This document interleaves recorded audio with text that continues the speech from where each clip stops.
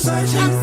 I'm looking for someone to give about me. I'm looking, I'm searching. I'm looking, I'm searching. I'm looking for someone to give about you. I'm looking, I'm searching. I'm looking, I'm searching.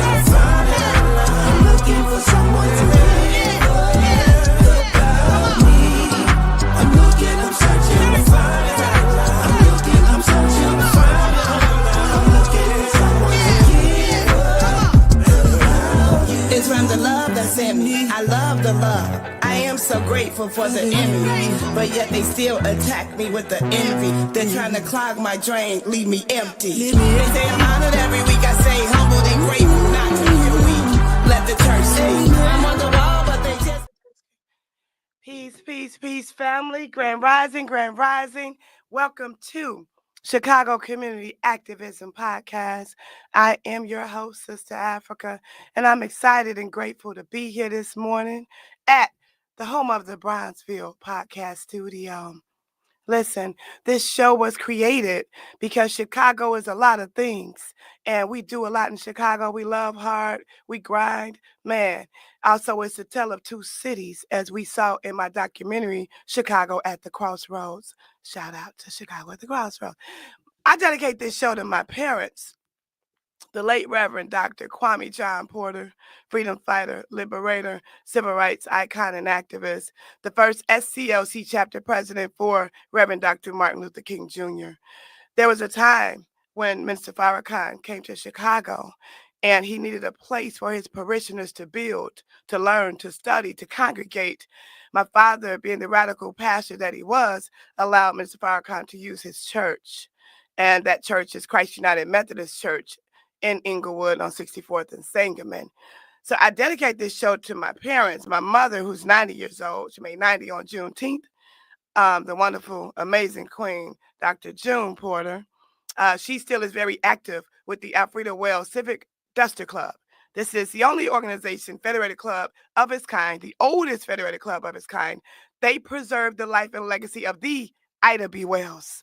So I came from a lot of wisdom, a lot of rich history, which is why today is just so important to me, this show in particular, because of our guest.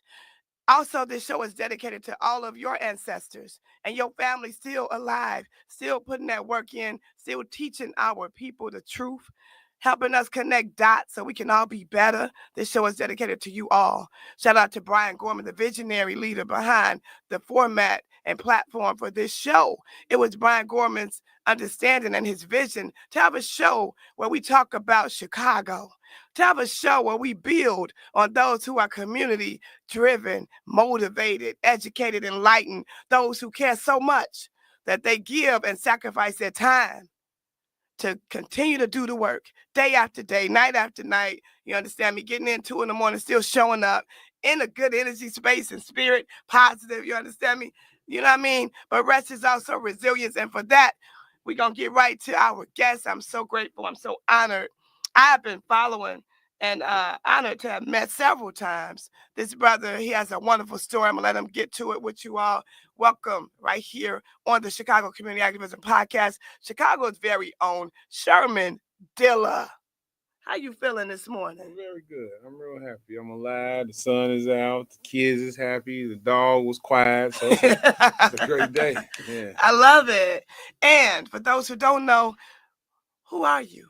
I'm Chicago's urban historian. That's right. Yeah. I'm That's the griot of our time. I'm a person who tries to research and disseminate the history of Chicago. Mm-hmm. Focus on general Chicago, but I can't help but to give it through a black lens because I'm a black man, right? Come on. And you have a very strong history in terms of how you were raised. You talk a lot about your father and his influence in your life. Oh, yeah, absolutely. I always tell my kids, when you get older, you're going to realize how clutch fathers are, right? And I'm instilling in my boys to make sure that they're those type of fathers. But my dad was, and still is, right? Hasn't been here, gone 20 years almost, but still is my hero. Oh, yeah. He was a member of the African American Police League. He was a cop here for 32 years. He was vice president of the league for a good 10 years or so. And for those who are unaware, the African American Police League is the reason why you see a black man in stripes here in Chicago, right? Before that, there wasn't any black sergeants or black lieutenants. You know, we've even had a black chief of police, and that all comes from a consent decree that was delivered via a lawsuit filed by the African American Police League. You know, so I'm so glad you're talking about that. yeah. So my very first job in high school was at the African American Patrolmen's League. All right on. And my mama, Pat Hill, rest in peace and power. Yeah, that's my G. Man, she put me at the table because of my father. And so my father was his vision after my father founded CAPS for the Chicago Policing Organization. It was his vision to make sure that black police officers were covered. Yeah. And so, as we know, Mama Pat, she sued the Chicago Police Department not one time, not two times, three times, while she was the police because of unfair practices. Renard Robinson, Howard Sappho. So, man. Yeah, I'm from that lineage, right?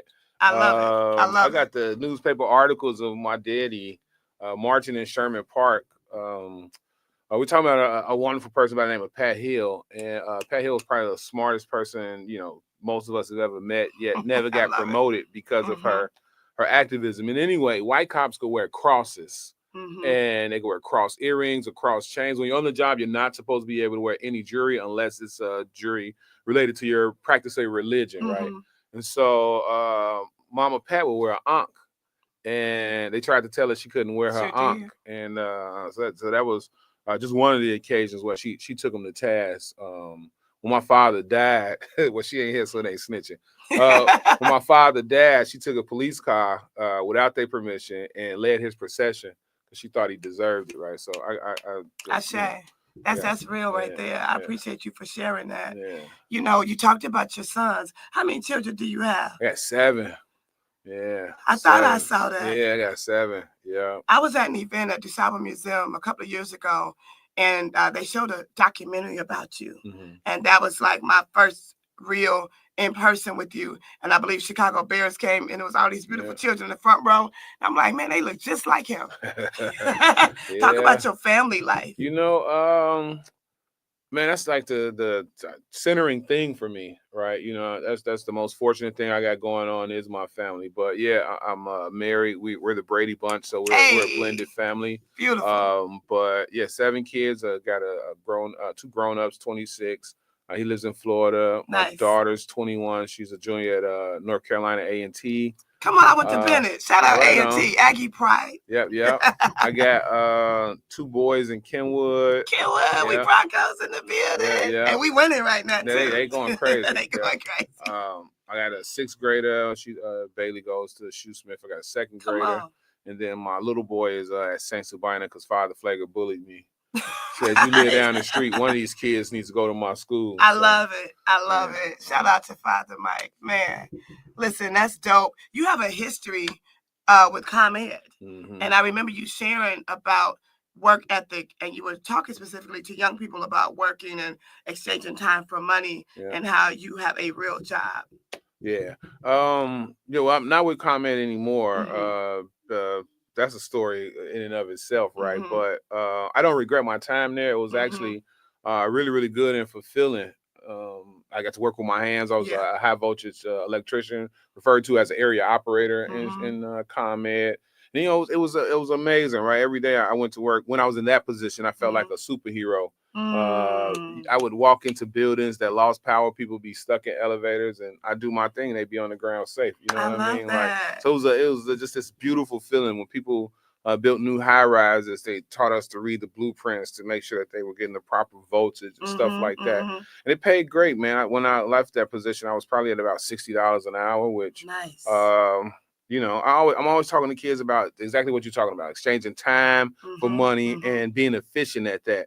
And anytime I have occasion to talk to the trappers of the world, I always tell them, like, break down the real money, right? Like you out there from 9 a.m. to 2 a.m., right? And then when you divide whatever you made by those hours, then, you know, lawyer costs, your life costs, bail costs, then you out there in something that's very high consequence. So you got to have a gun. And you know what I mean? Like when you look at all that, you making $19 an hour to risk your life at the end of the day.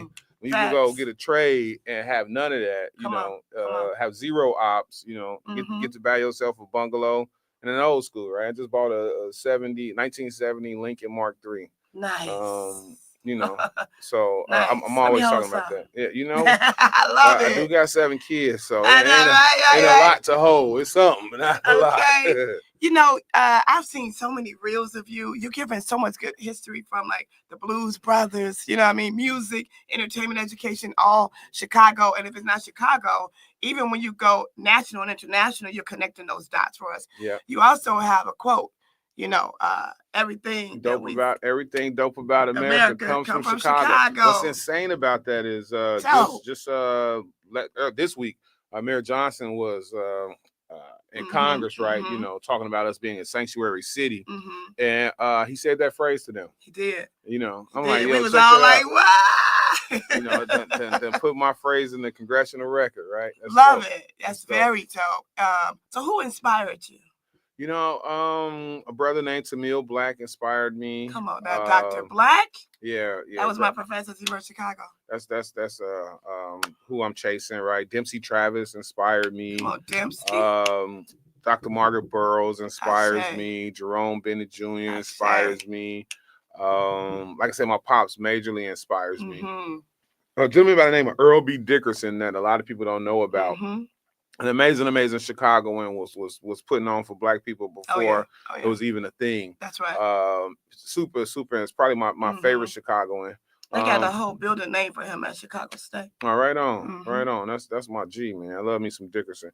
But then also, non-Blacks, right? I'm a big Julius Rosenwald fan. He was a solid guy, man, and very philanthropic. Definitely partners solid. with Booker T. Washington. So those are just a few people that inspire me.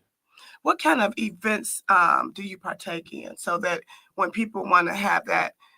Let me see what Dilla at. I want to tap in with them. Where are you at? That's where to find me is on the bus. Every Saturday and Sunday, I'm doing neighborhood tours. The neighborhoods rotate. We do Bronzeville pretty often because that's the most popular one. But we do North Lawndale, we do Inglewood, we do Chatham, we do Roseland, we do Uptown, we do Lawndale, we do Austin. So if you want to engage with my work, that's probably the best way to do it. And then I'm always doing events with Tanika Johnson. I do a lot of stuff with Brandon Pope. We're getting ready to start doing classes and session series at the Bronzeville Winery where people can just pull up and I'm going to be engaging about a subject matter that has something to do with the history of Chicago. I love it. I love it. Man, we negate to think about how important knowing our history is. It's not just like a quote or something we say. It's something that really can anchor you and help you move forward if you know what has gone on. Absolutely. Yeah. I like to think that I had a conversation with Brother Cyrus Smith from the National Black Club University, and we were exchanging things that are very, very necessary for everybody to thrive. And from that conversation came, everybody needs tools, everybody needs parts, everybody needs skills, and everybody needs time. Yeah. When it comes to these 4 things, whether you make a mistake or you're trying to fix a bike, you're trying to get a job, you're going to need those 4 things. Yeah. What is something that you can contribute to that? I think knowledge is a part, right? Absolutely. Or a tool, depending on how you use that. And I'm hoping that's what I'm providing to folks. Absolutely. Is the knowledge of what has taken place. And that should inspire you to show you what can take place. And then I hope that I'm helping people better efficiently use their time in a social media space. I too like to scroll and be aimlessly looking at stuff. Like I said, I just bought an old school, so I've been just looking at how people have been updating their old schools, right? But at the same time, I still in my brother quote. I don't never tell you that it's his quote no more, but I'm gonna be honest with you. It's his quote. But I always say what entertains you trains you. Right. And entertains you trains you. Okay. Yeah, and so time, right? How you use your time to be entertained, you should be very conscious of. And I hope that I'm playing a part in that, right? If you are going to be on social media, spend a couple minutes learning something. Absolutely.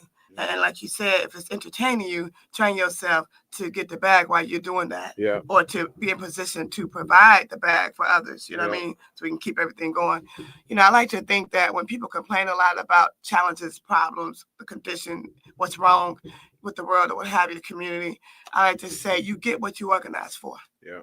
You know what I'm saying? So don't complain if you're not on the PTA. You mad at the school, you're not on the LSC. You know what I'm saying? You mad at the city council, but you ain't never been to a meeting. Like, you know what I'm saying? You get what you organize for. I'm trying my hardest to be more efficient with my time because I find my idiot self arguing with people that I know ain't putting in the work. People Harriet Tubman wouldn't even went back for. Don't do that. I'm working very hard on myself. You know, as a historian, I'm always like engaging and wanting to give people information, but there comes a point where I'm wasting my time, and I could be really engaging with people who want to take with what I'm doing. But you're so right. It's so many people that, particularly in this time, are screaming for revolution but can't farm, right?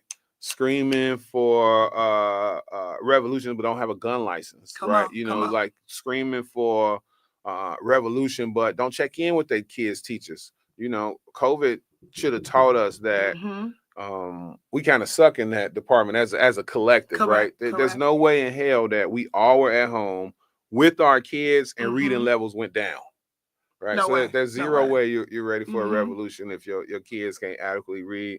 You need to minimally know what the enemy knows to have a chance at all. Right? So, come on.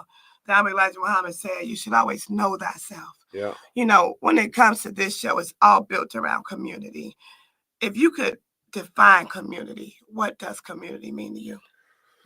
Community means to me a space where people live and play together, share resources, share pains, share wins, and move as a unit, right? For the greater good of all in that body. You know, so that's how I would define love it. a community. I love it. And we know that unity is also in community. Yeah. You know, and where there's unity, we have community. You know, it's like I saw you at Soho. Oh yeah. And there, you know, I was intrigued about how you were talking about like redlining and the structure of how Chicago is set up. Yeah, it's etched in our fabric, right? You know, we're always talking about the Chicago 77 and those 77 community areas. The borders of them were etched in these things called restrictive racial covenants. Right? Chicago didn't have a lot of Jim Crow laws. We only had one, and it had everything to do with housing. And so that's why our neighborhoods, you know, it's black neighborhoods, it's brown neighborhoods, it's Asian neighborhoods. It was very etched in that. separate, And so here in Chicago, because you can identify Bridgeport as a white neighborhood or Andersonville as a white neighborhood or Grand Crossing as a black neighborhood, then it made it very, very easy to redline those neighborhoods because all you had to do was pick the zip code. You can just say nothing in that zip code qualifies for this, so we're not going to put our resources in that zip code, right? And there was no work to it. Sometimes in other spaces, the more integrated spaces, they literally would have to go over there and kind of like, I'm thinking like Philadelphia, right? They'd have to like pick the blocks to redline. But here in Chicago, just circle the map in all of Inglewood, right? You know what I mean? Absolutely. And so the byproducts of that are lack of housing, lack of equity in our housing, and equity from your housing is how the middle class got built. Correct. This is so interesting when you're talking about redlining. We delved into that in my documentary, Chicago at the Crossroads. Shout out to Brian Shortoff, the vision director and producer for that project. Brian. Oh, yeah. It's like what we learned also is that while we were working on that, the redlining has a lot, it's synonymous with the actual red line train. And the red line takes you out of the city. And now they're restructuring that. You know what I mean? So it's like, you know, white flight, when they see us coming, it's like, oh, we got to move further away. You know, and that's been tradition as well, as we saw in the Raisin in the Sun. What's I've been working on this op-ed. I'm kind of scared to drop it because if there's a spectrum of like Martin and Malcolm, if Martin and Malcolm is the spectrum, I'm way closer to the Martin side. I just say I'm a soft crying, bleeding heart puppy kind of guy, right? I fully understand and support the need for the Malcolms. You know what I mean? But, do for self, right? But just might be necessary, right? But you said it best, right? It took me forever to like know myself, and it's a disservice to my people to attempt to be a Malcolm when I know I'm a Martin. Yeah. Right. Yeah, You know what I yeah. mean? Mhm. And so, but having said that, you brought up white flight. I think our worst problem right now in Chicago is black flight. Right. I'll give you the example. My generation, right? I'm in my early 40s. So you grow up in the hood, you go to hood public school, then successful black folks from the 60s and 70s come back and they tutored us.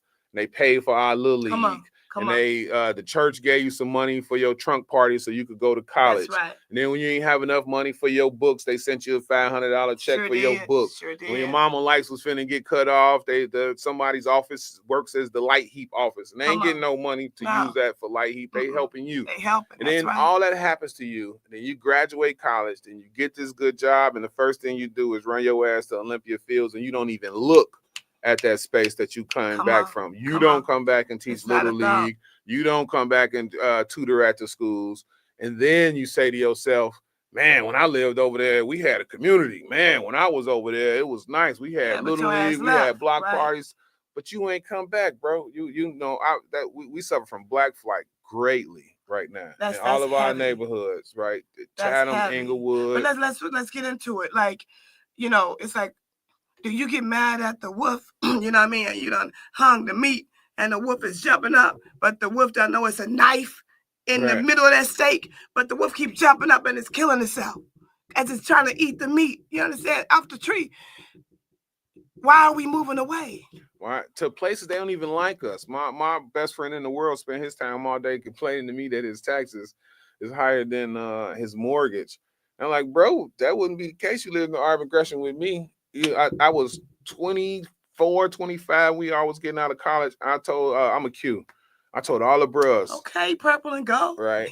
I say if 10 of us just pick one neighborhood in the hood and we all went and bought houses in there. Just that's us how you 10, build community. We'll change that whole neighborhood. Period. So the equity of houses will go up. The block that we pick will be safer. The safest block y'all over there. Holding it down. You know what I mean? Like, so I try very hard not to blame the oppressed. Yeah, right? Yeah. Because there's decades of tools that have us thinking that I'm supposed to graduate college and get this job downtown and live in Woodridge, right? Like you're conditioned for that. Right. But your kids, my kids is on the bus. It's the city. Every city thing that you don't want to happen to your kids, I don't want to happen to mine. But my sons know how to go everywhere in the city on public, and that was intentional.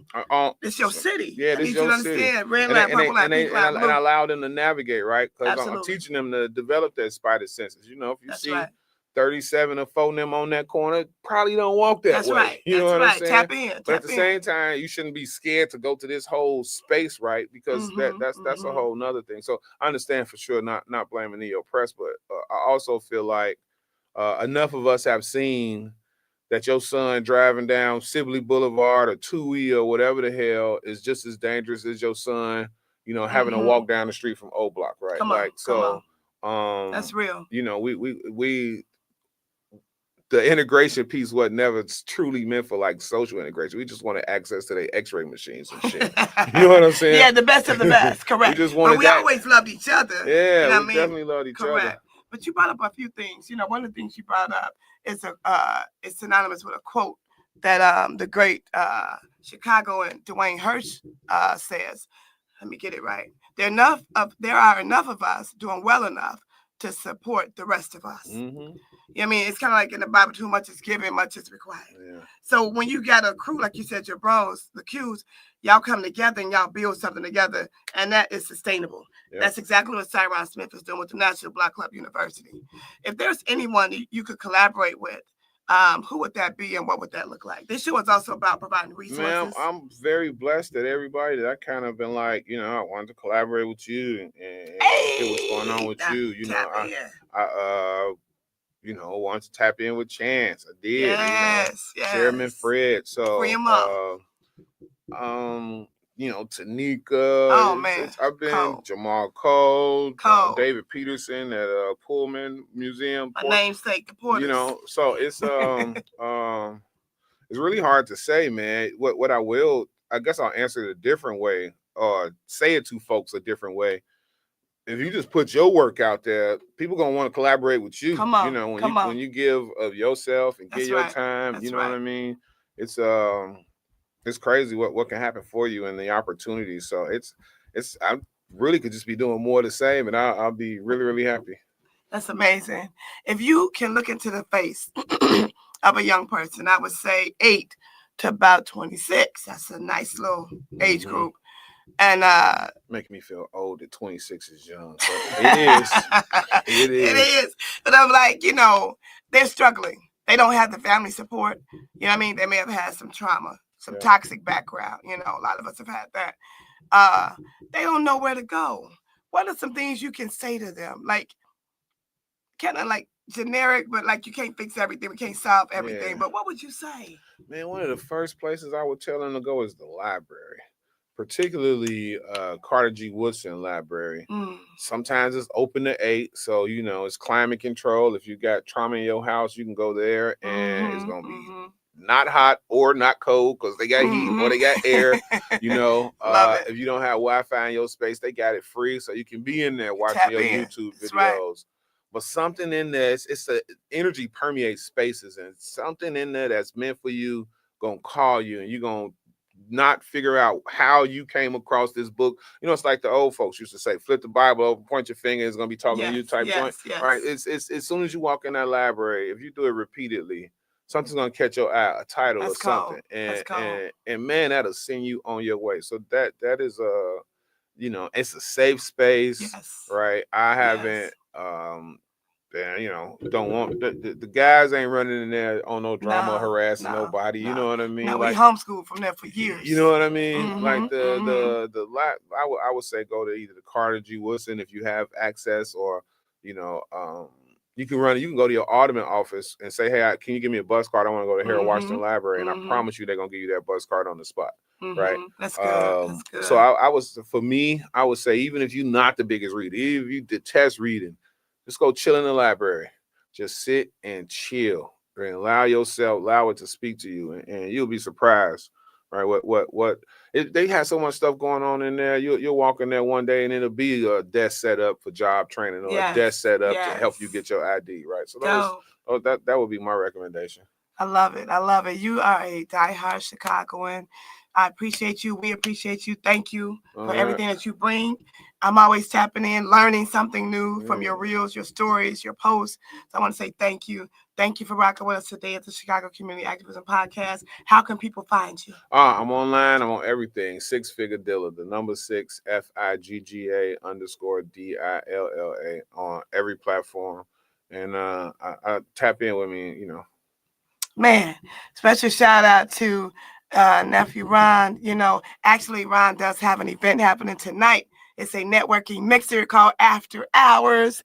Listen, they got like live art, live painting, vendors, food, entertainment, lots and lots of serious networking happens. The follow-up, you know what I mean? The business is really in the follow-up. However, that event is spectacular. It happens every month, and it gets better and better. It is at 13357 Old Western Avenue at the brewery. I also have an event tonight, 917 West 18th. It's another networking event built around honoring women for Women's History Month. I Said It, the poet, has organized this. He's honoring Dr. Pamela Blackman, Dr. Barbara Bates. My sister Love Board has been honored. There will also be a fashion show. Tap in with us. All of these events can be seen on my page as well. We want to say a special shout out to everybody that has tapped in with us and that rocks with us on this show. Special shout out to TREC, that's TRECC. The Chicago Hip Hop Heritage Museum, of course, Brian Gorman, Custom Resources and Diverse City, all of you who tap in, all of our previous guests. We want to see you all again. If you have someone that you want us to tap in with and share, again, we do this on Saturdays so we can get out in the community. That's why we always dress down so we can get to it. You know what I'm saying? We can get dirty, as Heavy Crowns always says. We're getting dirty on a Saturday. You know what I'm saying? We appreciate y'all. Live, Sista Afrika. We are who we've been waiting for. We are, we got. We are our own solution. I'm looking, I'm searching. I'm looking, I'm searching. I'm looking for someone to give about me. I'm looking, I'm searching.